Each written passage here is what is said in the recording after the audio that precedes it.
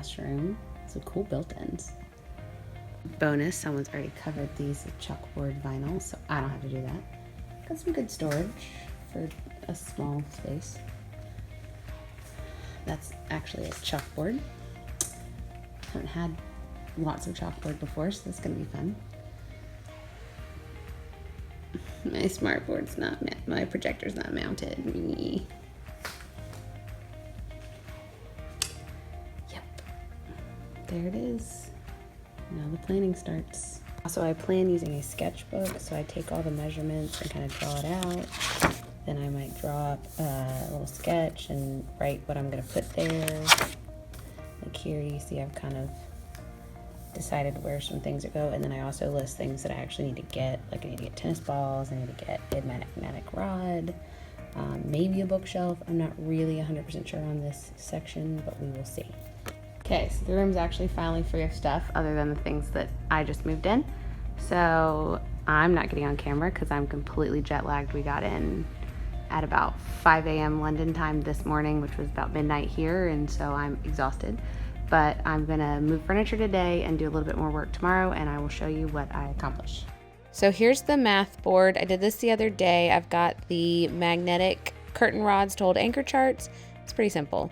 Now I'm gonna do this bulletin board, and let me tell you, whoever came up with the binder clip trick, which you'll see in a second, that's just me sizing the paper, where you put a binder clip around the bottom of the paper and it keeps the roll rolled up, so it's just much easier to go on. As you see, it actually, I didn't struggle till I had to take the clip off, and that's just because that shelf was kind of in the way.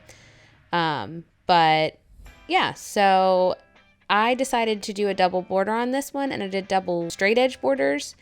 Usually I don't like to do that. Usually I like to do a scallop and a straight edge, but I really like how this ended up turning out, as you'll see in just a minute. Also, just for a safety thing, I do not recommend standing on the wheelie chairs. However, when you're short, sometimes you gotta do what you gotta do. I also went with teal, black, and gray and white as my colors this year, and those are kind of the school colors. That wasn't on purpose, it just kind of happened. So this bulletin board here I did do with the scallop and the straight edge, and this is gonna be a really cool bulletin board because not only did I put all of my Cricut flowers above, which look really pretty, but I also am gonna use it for like important notices. And I'm also gonna put famous first lines of novels on one side and have the kids like guess it as kind of a weekly thing, and then you can see the pretty flowers above. So now I'm gonna do my door. I'm gonna walk you through an easy way to do a door. I start off by putting a couple of pieces of clear tape or masking tape along the top edge of the door and just a little bit on the side. I do not recommend using a short piece of paper like this. Usually I'd rather have a piece of paper that is the exact length of the door or a little longer. But in this case, I'm using the shiplap paper, and it's just, this is how it is. So I'm going to have to do two pieces. Now what I do when I get to the doorknob, and it's the easiest thing, is I cut a slit, and then basically I make that slit into an X, and you can just slide the doorknob around it. And then I take a straight razor or a razor blade and cut the circle around the doorknob, and then kind of tape where the line is and where I've cut, and it really, one, keeps it nice and smooth, and two, keeps the door, it's much easier to do, and you can get your paper nice and flat. I also use the razor blade to cut out the window. Just kind of press hard and run the razor blade along the side, and there it is. I do tape it inside the windows just because I don't like it to be loose. Honestly, I really hate loose and wrinkly paper as a rule. So the other thing I did is I hung this wreath. Now I have a command hook there, but I cut out a little hole for the command hook and then stuck it on, because the paper, it would rip, but it will at least stick to the door. And the last thing you want to do is, of course, check and make sure that the door closes, which is always a really important consideration when one is decorating a door. My door closes really slow, but it does close all the way, so I'm perfectly happy with how it is finished. So here's my massive to-do list. I did get some things done, like I got the vinyl that says schedule, and there's a today is on the other side. I'm not entirely sure what's going to go up here. I think maybe my rules, but I haven't decided. I kind of hate this power pole thing right here, but I have to live with it. My projector and my laptop are going to go on that table, and then I have my rainbow cart. All of that needs to be cleaned off, and it'll happen eventually. I have 24 desks set out right now. I don't have 24 students. I have a little less, but everyone else has a lot more, so I'm expecting new students will come to me.